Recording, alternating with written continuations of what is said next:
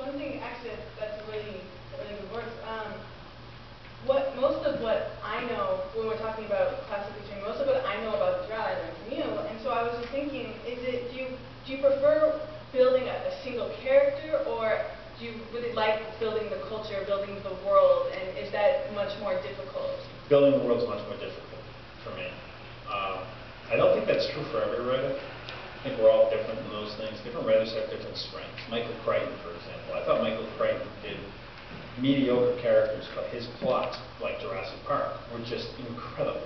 And the science he put behind them was just incredible. I think that, a guy like, Jordan, Jim Rigney, Robert Jordan, was one of the best world builders you'll ever see in your life. I think Ed Green is an amazing world builder. My mind doesn't work like Ed's, thank God. I'm more interested in people. I'm more interested. I use my entire life almost as a learning experience. I'm constantly trying to figure out why for everything. And that's, so when you live your life like that, when you look at other people, the first thing you want to ask is why. Why are these pirates attacking these gigantic freighters off the coast of Somalia? And why aren't the guys just running them over with a freight? Anyway, so I always try to get in the heads of all the people that we see, whether it's the former president, current presidents. In fact, on the way out here, I watched Frost Nixon. It was on the plane. Has anyone seen Frost Nixon? What an amazing character study that movie is. And, the caricature that I grew up with, Richard Nixon. And then you watch Frank Langella in this movie, and he brings such a complexity to this man, who was very complex. I mean, we remember Richard Nixon. He's the guy that bombed Cambodia, and the guy that, Watergate, and what a bastard, right? He's also the guy that opened up China. He's also the guy that started détente with the Russians and really backed the nuclear clock off.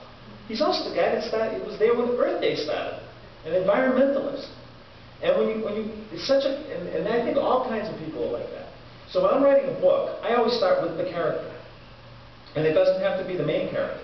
A lot of my Dark Elf books actually started with Artemis and Trera, or Drow. And, however, when I had to do the Dark Elf series, go back and write Homeland.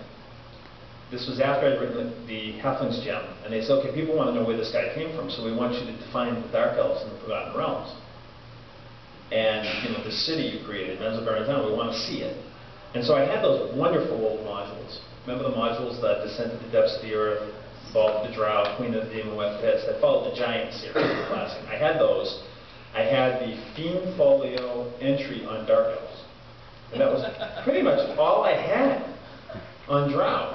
And I said, well, all right, I'll do it. Send me your stuff. They, you have it. I said, no, the rest of the stuff. Oh, no, you have that. How about Ed's notes? Ed has notes on everything. Ed has buildings full of notes. No, he really didn't do the Drow. And I'm like, all right, so what do you want me to do here? And they said, you have carte blanche. Just go, have fun.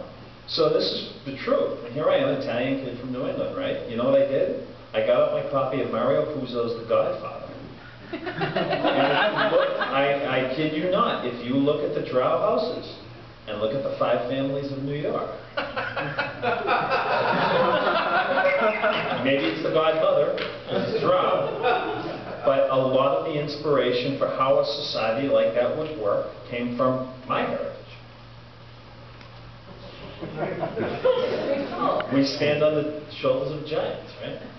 It's kind of hard when you're standing on the shoulders of Tolkien, Greenwood, and Mario Puzo.